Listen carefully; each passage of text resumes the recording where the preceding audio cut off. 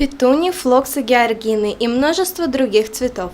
Палисадник дома номер 4 по улице Строителей в прямом смысле цветет и пахнет.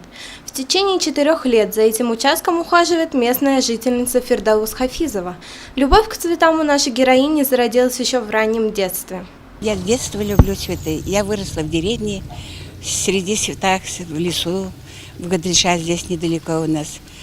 И с тех пор я ухаживаю, я люблю, я даже плачу, когда у меня цветы рвут, букеты делают, уходят.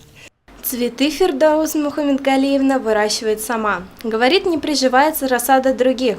Также привозят ростки из леса. Пенсионерка отмечает, городская почва требует особого подхода, а потому постоянно старается привозить землю и навоз. Правда, поливать этот дивный сад становится все труднее.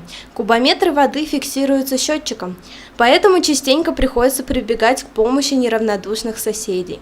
Поливаю, все ухаживаю, поливаешь, это покапываю, поливаю, весной уже таскаю, не весной, осенью приготавливаю почву полностью, привожу в свою деревню землю, оттуда у меня земля, это не сибайская земля, потому что здесь это стройка, внизу она вся камень, да раствор.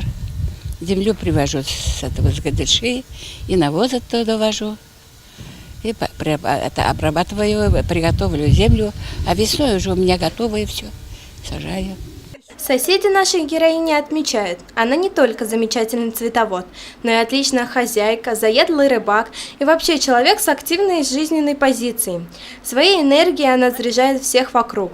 Жильцы дома только радуются и восхищаются красотой, которая каждый год растет у них под окнами. Мы вообще любуемся, честное слово, эта красота продлевается уже сколько лет. И сколько вот как вы переехали, это наш радует, это наши дети до того, мы пожилые люди вообще вот прям в шоке. Умница наша соседка, молодец. Она пусть желаем здоровья, пусть она так и продолжает. Нас это только радует. Было бы так же во всех садах, во всех кварталах, дворах, это было бы, конечно, классно. Но в городе у нас очень редко наблюдаются вот такие вот красивые явления. Очень мало сажают. Хочется, чтобы все сажали. А вот мы как-то сможем, помогаем и любуемся. Красота, к сожалению, радует не всех. Зачастую находятся те, кто готов сорвать цветы ради забавы, даже не задумываясь, что кто-то потратил уйму сил и времени, чтобы из обычного семени появился красивый цветок.